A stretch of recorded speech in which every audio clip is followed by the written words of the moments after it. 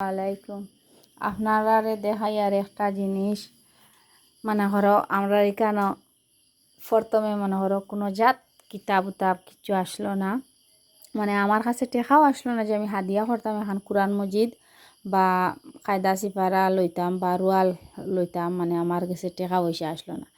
আর ইনশাল্লাহ আমরা এখানোর ছাত্রগুলা যারা ফরিদরা অনেক গরিব, এখানে বাবা হল কিছু গোসরাত তাহইন মানুষ আর কিছু বাবা হল গরিব।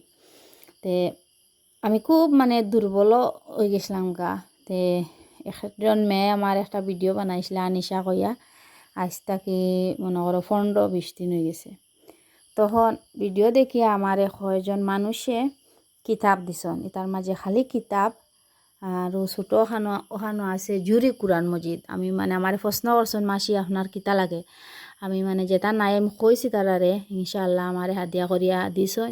আর ওখান হাদিয়া করছেন ছোটো জুরি কোরআন মজিদ। আমার যে ছাত্র খতমও গেলে কোরআন মজিদ আসলো না, ইনশাআল্লাহ তারা আমার কোরআন মজিদ ওখান হাদিয়া করে দিছন। এখন কিতাব আমি আর দিয়েন না, কিন্তু দেখতে পাটা এখন কিতাব 3000, 2000, 150 টাকি লাগাইয়া সব জাত কিতাব দিছেন।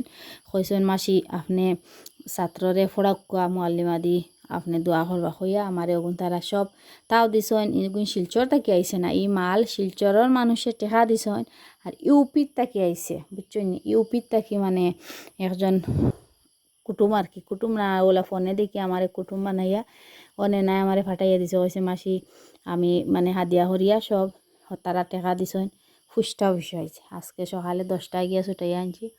আর যারা দিছেন তারার লগে দোয়া করিও। আর আমি এক বান্দি এক গোলাম নাফর মানোর লগে আমার লগে দোয়া করিও ইনশাল্লাহ আমিও করবো।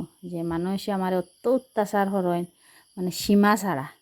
খেয়খর আমি খাইবার লাগি মারে সাহস সৃষ্টি করছি, খেয়খর শয়তান খেয়খর তাতে কইলে অমন কিছু নাই। নবীজির কলিমার দাওয়াত দিতে গেলে মানুষে তোরা গাইল খায়, তে এর লাগি এমন কিচ্ছু যায় আসে না। আমার লগে দোয়া করবাই যাতে এই কিতাবখানান ফড়িয়া হরুতা মানুষ বনতা পারেন। যারা দিছেন তারার লগে দোয়া করবাই মন খুলে।